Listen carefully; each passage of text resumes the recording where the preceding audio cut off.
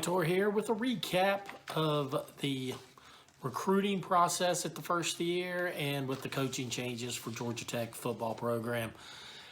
I've been putting this off because I really didn't want to do it. I think I've got a different view on recruiting than most people do. Whatever a high school kid's going to do, quite frankly, doesn't have any immediate effect on a football program. And it's really unfair to put a lot of pressure on a oftentimes 17-year-old kid coming into a program. It's just my take on it. I think the recruiting services are all crap anyway because there's no way they could have seen all these players, watched all the tape, been to practices, and evaluated any of these kids. Basically, the recruiters that I've talked to, what happens is they look and see what schools are recruiting a kid, and that's how they decide how many quote-unquote stars they put on this. Nobody has any idea if the kid's going to pan out or not. So it's really a pile of crap to look at any of these recruiting services and what rankings they put on there, all right? What you have to do is you have to watch some of the players yourself. My opinion on recruiting is you need as many athletes as you can in as many position groups as you can to keep your program stocked. Then you have to turn your coaching staff loose on them and your strength training program loose on these kids.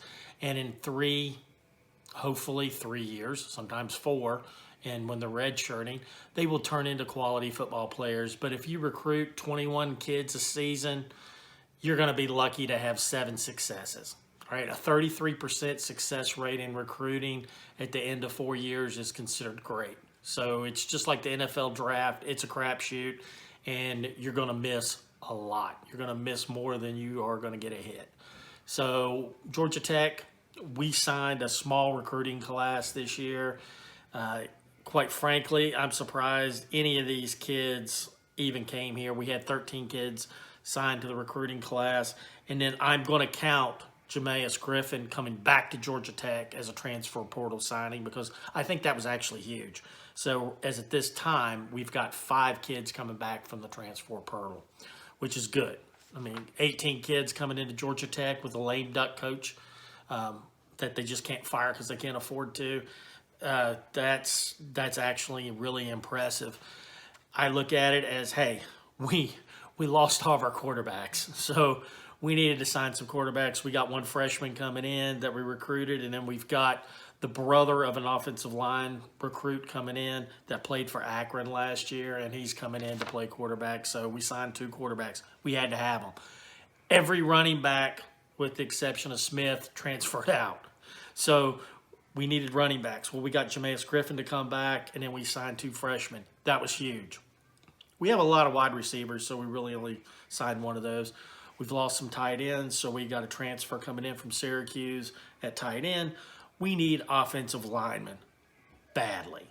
And they got some big bodies. They got 2 freshmen coming in, and then they got 2 transfers coming in. They got 1 from Clemson, 1 from Alabama.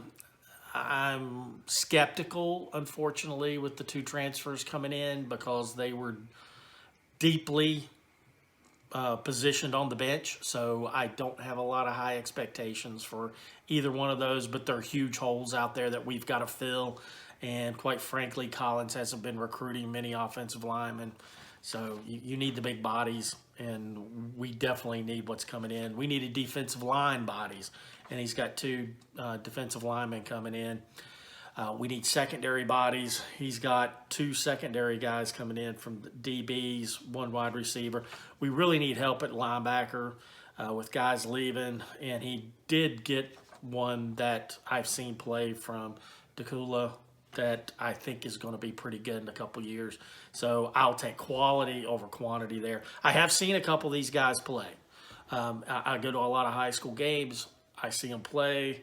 Some of them were in the playoffs this year, so it was nice to see us getting some, even though they weren't on the championship teams, we were able to see some of these guys play, and they were, from what I saw in a couple of games, talented. They were athletic, and that's what we need. We need athletes out there. They did get him a kicker from Texas. I don't know why you needed to go to Texas to get him a kicker. I could have got him one from the Atlanta area, smart kids that want to go play college football, and would have been more than thrilled to take a scholarship from Georgia Tech. So I'm really confused on that. But there are a lot of kickers in the Atlanta area that can hit 50-yard field goals all day long, and I just don't know why they don't spend a little bit more effort with some of the smaller schools around Atlanta that can produce an athlete out there that can just get the job done. Our recruiting class was small, but it fit our needs. The bottom line is none of these kids are going to help us next year except for the transfers. And what are they going to be like in 3 years? It's up to the coaching staff. I have zero confidence in the coaching staff. Everybody knows my opinion of the head coach. He's a joke. He's just a marketing guy. I am incredibly disappointed that Thacker still has his job. The rumors that Thacker was going to be demoted to linebackers coach is wrong. He's still the defensive coordinator. They did bring in a linebacker coach from Valdosta State. I have seen Valdosta State play football. I know one of the few people on the internet that has. I actually like their team. They're D2 from the southern part of the state.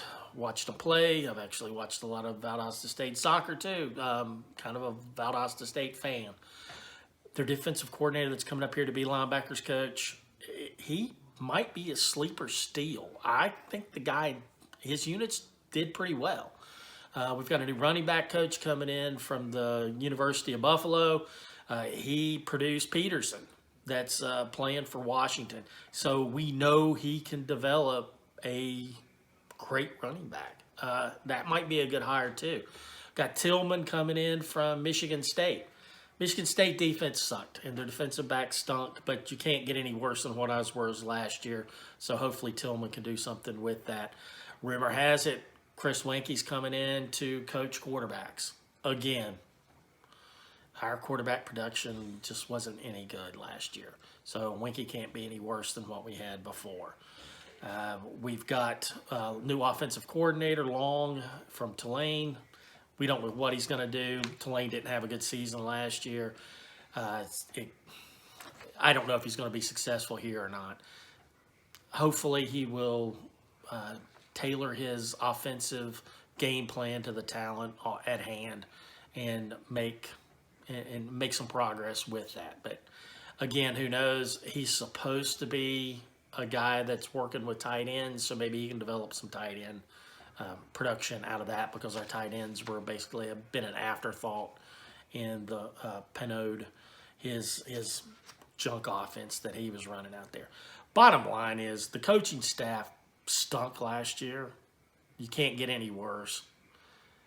We really need some defensive ends. We need to figure out how to get pressure on a quarterback, and we needed another defensive coordinator. We didn't get that. And we didn't sign any defensive ends that would be pressuring quarterbacks. So really, I don't see much help coming towards the defensive side. And if we're giving up an average of 40 points plus per game, and oh, by the way, it was 55 against Notre Dame and 45 against Georgia, or maybe vice versa. I've tried to eliminate those nightmares from my memory, but it was 100-0 over the last two games. And that kind of sums up the team and the coaching staff. All right, we're going to have to see what happens in the spring game. Have to go look at the talent, see what they can do on the field, and hopefully we can make some improvements. I have a feeling that, again, the schedule looks tough. I think, and I'll revise this after the spring game, watching the spring game, but we're probably looking at another 2-10, 3-9 season again.